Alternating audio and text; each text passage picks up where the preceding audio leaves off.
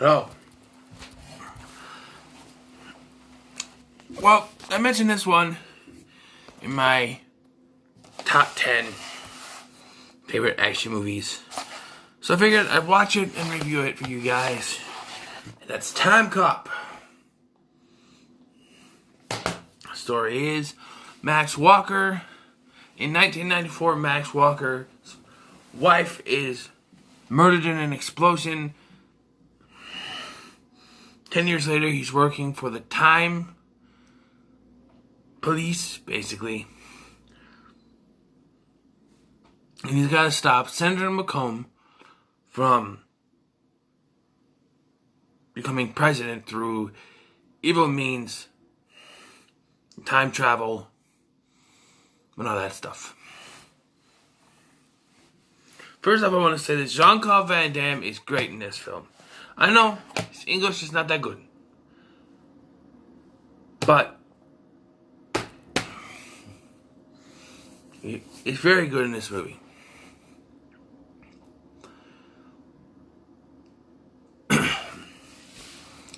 So we start in 1994 with Max and meets his wife at a mall.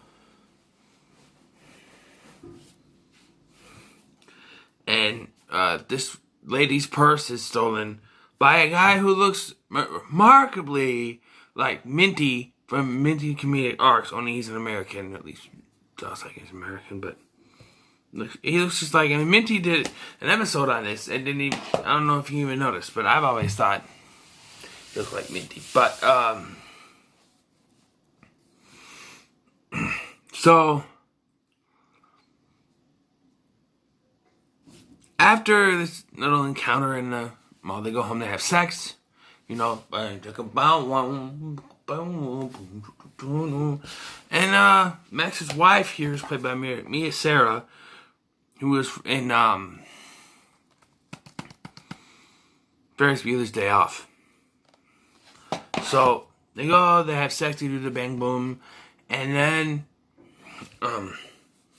she says she has something to tell him, but he's got to go off to a job because he got called in. I'm sick of doing that. I haven't yawned at all since my last video.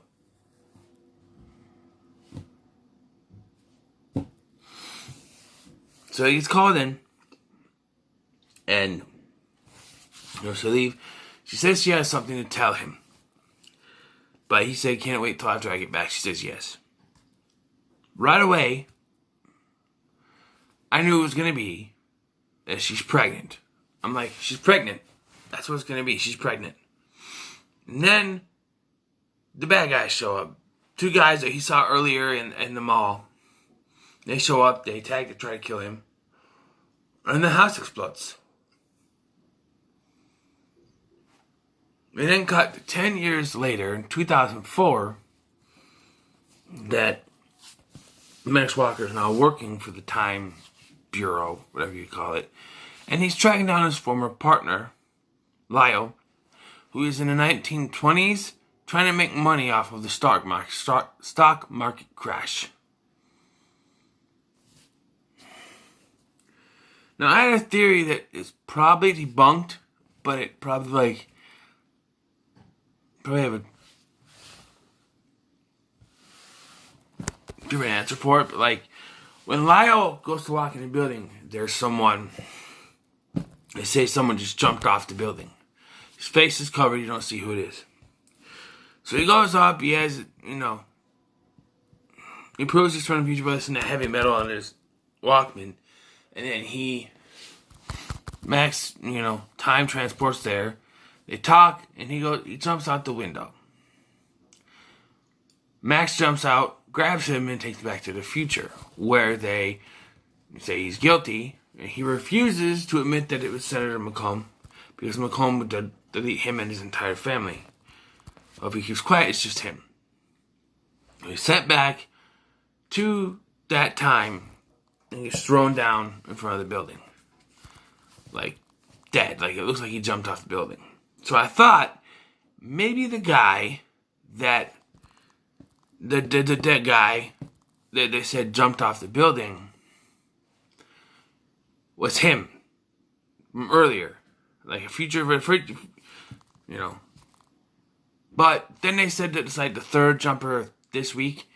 So, what if that's what the Time Bureau does to get rid of criminals? Is they just keep throwing them to that point in time?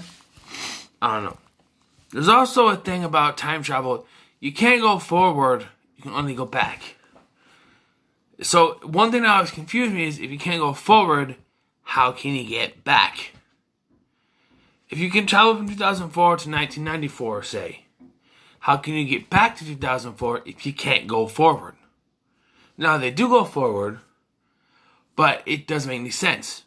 If you can't go forward, then you can't go back to the time you came from, right?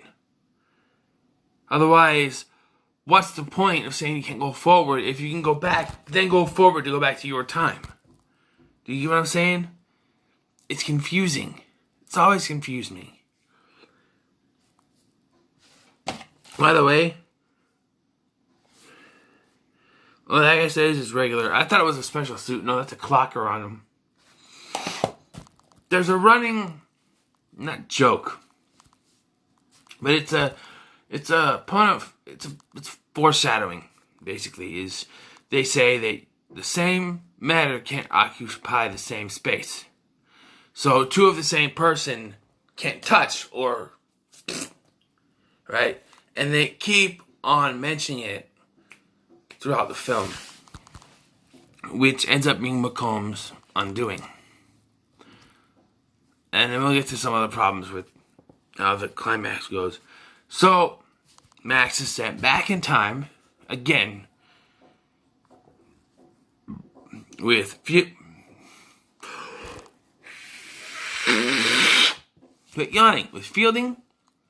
And Fielding, it turns, because they mentioned that McComb says he has half of the bureau, or they said McComb has half. Lyle said McComb has half the bureau, but not Matusek, who is in charge of the bureau. Fielding, the woman sent back with him, is one of them, but McComb turns on her and travels back to the future. But if you can't go forward, sorry. Not gonna go there. So, Fielding gets left behind. Max goes back, and things have changed. He and Matusek aren't friends anymore. They have no record of Fielding and Ricky, or Richard. The introduction to Ricky in this film is just... It cuts so quickly to this naked woman out of bed doing a thing. It's like, did change to a different movie? What's going on? It turns out it's Ricky. He's got this 3D VR. Oh, damn it! Stop yawning. He's got this VR headset. This is bugging me, alright? I have not yawned barely at all since I did the last video. And now I can't stop yawning. Blink. Anyway, so that's the introduction to Ricky. There's now no, in this timeline is Richard, and so he tells Matusek, in this version of the Time Bureau is getting shut down by McComb because McComb must be the only one that can time travel. It's smart. So do it again. So, Matusek helps Max go back to 1994 to get Fielding. She's still alive. He looks for Jane Doe, finds her, and he said that we need proof that you were here if she doesn't make it. So he goes to get her DNA sample and finds a DNA sample, a blood sample of his wife, and finds out she was pregnant. This changed. He was told he was never allowed to go back and change what happened to his wife. Which, if you work for a time travel organization, I'm sorry, I would have to quit my job. Because if I was Max, right, and I was working for a time travel organization, wouldn't allow me to go back and save my wife, I'd quit. The temptation would be too much. Especially when he gets sent to 1994. Like with Fielding, I would have taken off on Fielding and went to save my wife. But after he finds out that she's pregnant, he decides he's going to save her.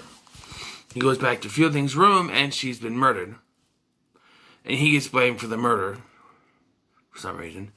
And he goes to his wife, tells her what's going on, and she still has to try to make it go the way it's supposed to. Now we get to the climax.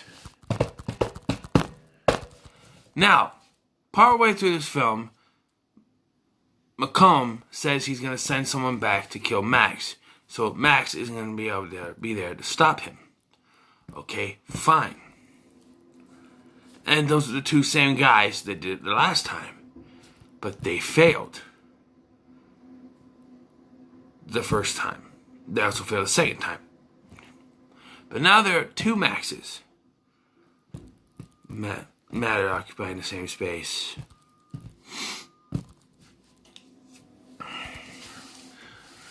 We get a scene earlier showing two Macombs, the younger one and the current one. I don't think they tried hard enough to make. In fact, like Van Damme doesn't look that much. And his hair is longer for the future version. Maybe he has more of a scruff, but he doesn't look like older. And Macomb, all they did for him was put more gray in his beard.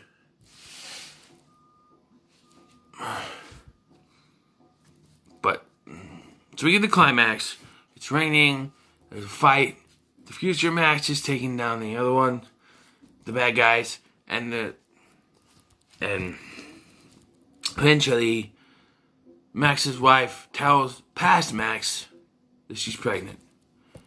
There's a fight. Both versions of Max end up fighting, and eventually they're able to subdue the criminals out there. Then it goes back into the house, and it turns out that future Max had sneakily called past Macomb, and they're forced to touch, which makes them go into bad CGI and melt, essentially. And yeah, the house still explodes, but everyone is saved. Max goes back to the future. There he finds that the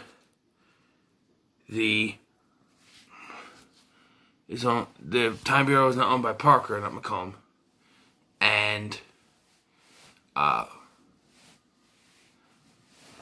Fielding is still alive, and then he also finds out from Matusak that Macomb disappeared in 1994, and no one has seen him since. So they tell him go home. He goes home.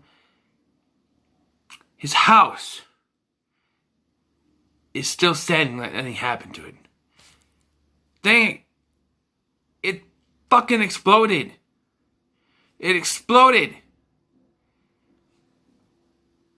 I don't know how much of it was left, but it exploded. And you see, he has a 9-year-old son, and then his wife says, I have something to tell you. And I'm thinking, she's pregnant again. 10 years? Did they not do it for 10 years? For 9 years? For 10 years? I don't know. That's what it is. Now, my problems with the climax is this. Alright? Now, Macomb sends back the two goons to kill Max. Now, by the fact that it's in Max's history that the fact that it's public knowledge that Max's wife was killed by two thugs, Macomb should have been smarter than that and sent back 8. I mean, he brought himself back to try to finish it off. Sure, but I don't know. It's confusing. It's confusion.